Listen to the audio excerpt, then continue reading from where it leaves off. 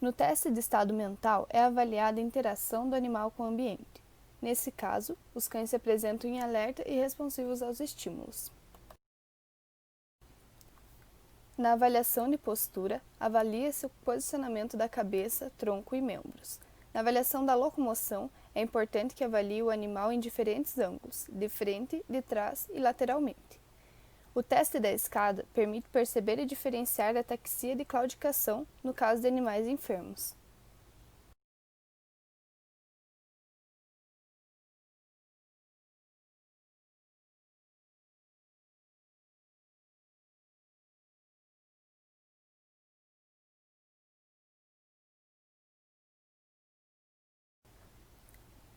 Na palpação, é avaliado se tem alguma alteração óssea ou de musculatura que possa interferir ou confundir no exame neurológico.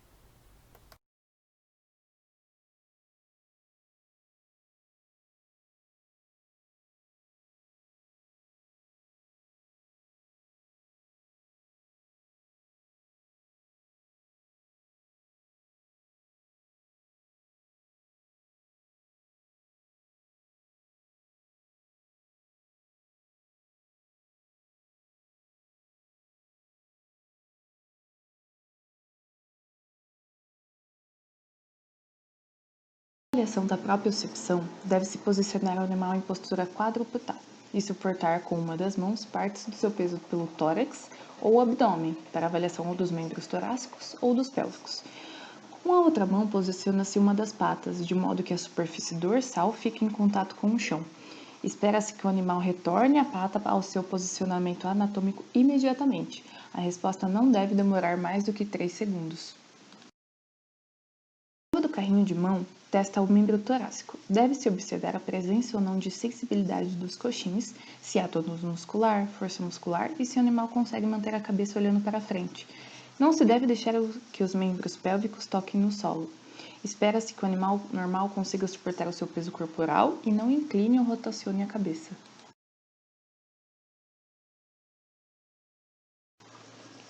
A prova ou teste do saltitamento é realizado segurando o paciente, de modo que grande parte do seu peso corporal seja sustentado por um único membro, enquanto o animal é deslocado para frente e para o lado. A mesma resposta deve ser visibilizada em ambos os lados. Animais com afecções ortopédicas graves terão dificuldade para realizar esse teste.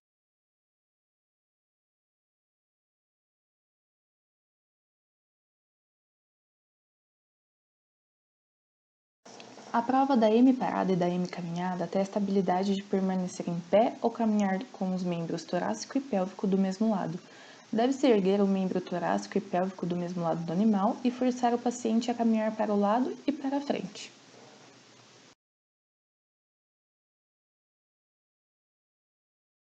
A prova de reação em situação colocação tátil movendo o paciente para a borda da mesa testa a sensibilidade dos dígitos.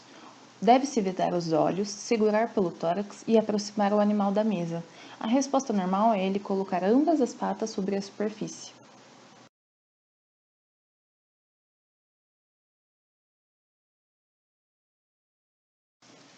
Esse é o teste do reflexo patelar.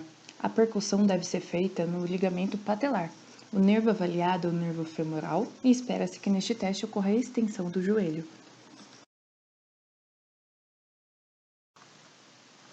Esse é o teste do reflexo tibial cranial. A percussão é feita no músculo tibial cranial, o nervo avaliado é o nervo femoral e espera-se que neste teste ocorra a flexão do tornozelo.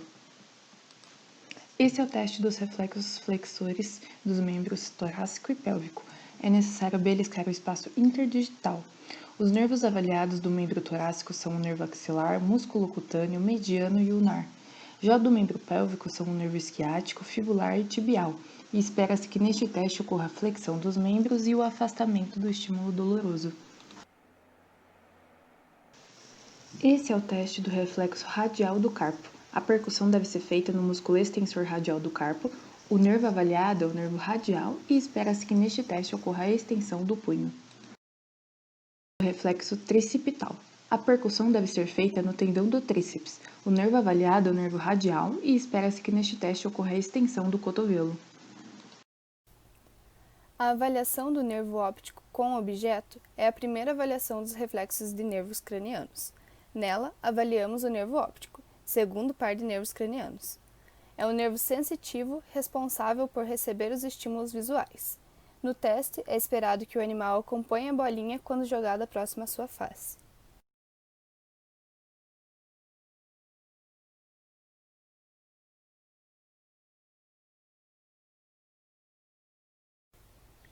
O teste de reação à ameaça tem como objetivo avaliar se o animal pisca, respondendo então à ameaça. Esse teste avalia tanto o segundo quanto o sétimo par de nervos cranianos, sendo eles o nervo óptico e o nervo facial, respectivamente. O nervo facial é responsável por controlar as reações da face.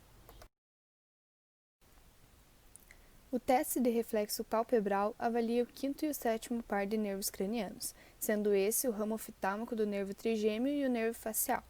Esse teste consiste em avaliar a capacidade do animal de piscar ao realizar um estímulo tátil suave no canto dos olhos.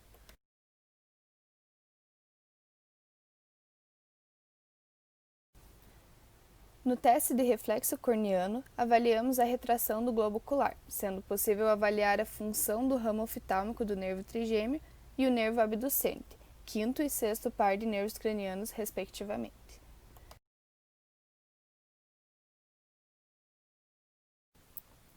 No teste de reação ao estímulo da mucosa, espera-se o reflexo de fuga.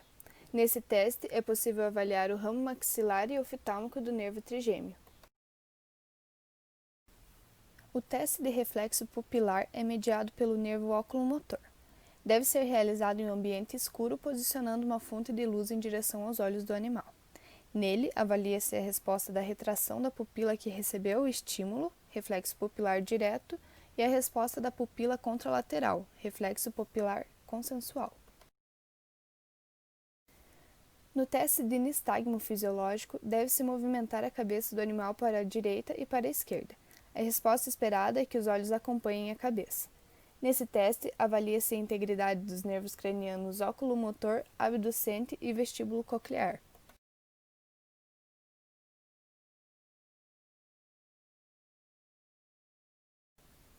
A avaliação do nervo facial é realizada através da palpação da musculatura do nervo trigêmeo e da observação da expressão facial e da simetria entre os lábios e o rosto.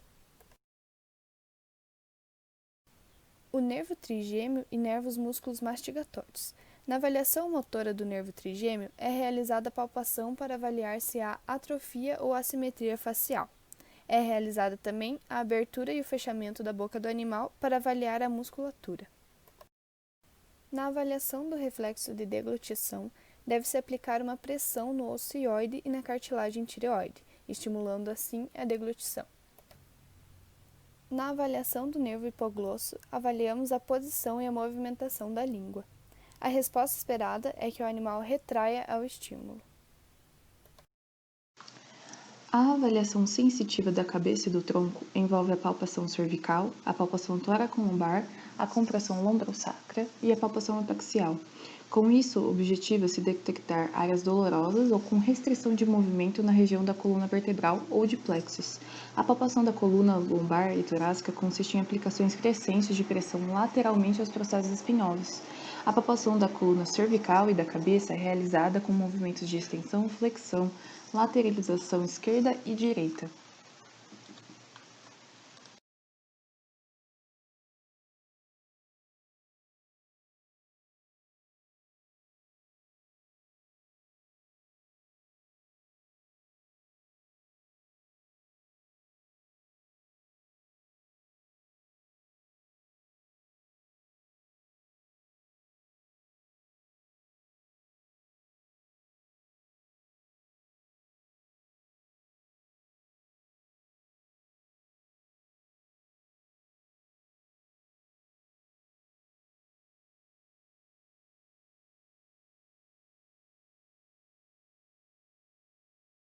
Na avaliação da dor superficial, deve-se pensar as membranas interdigitais dos membros pélvicos e torácicos. Se a dor superficial estiver diminuída, realiza-se a avaliação da dor profunda através de uma pressão das falanges distais. É importante avaliar a reação consciente do animal e não apenas a retirada do membro. A resposta esperada consiste, além da retirada do membro, de uma mudança comportamental. Deve-se pinçar a pele entre a região das vértebras T1 e L4, ou seja, primeira torácica e quarta lombar, e espera-se que a pele contraia por conta da contração involuntária do membro cutâneo do dorso, que é o antigo músculo retrator do pelo. Esse teste auxilia na neurolocalização da lesão.